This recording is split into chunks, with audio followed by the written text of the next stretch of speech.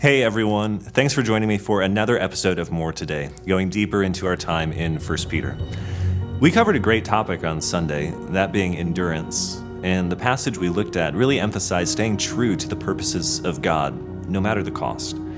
I mean, Peter even says that Christ's suffering has left us an example for when we suffer, so that we might suffer well and follow in his steps. Peter goes on saying that when Jesus was reviled, he didn't revile. When he suffered, he didn't threaten. He just kept committing himself to the Father.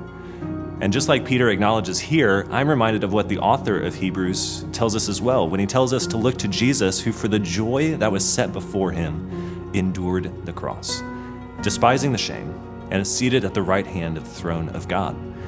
The author and perfecter of our faith endured, giving us an example so that we might endure as well. You see, the work of Jesus isn't just isolated to one blip in time, but continues to affect the work, the actions, words, faith, and endurance of his people. The continued work of Jesus is lived out in you and in me as we look to him as our example. And that's louder than sin, louder than the ignorance of foolish people, louder than any suffering.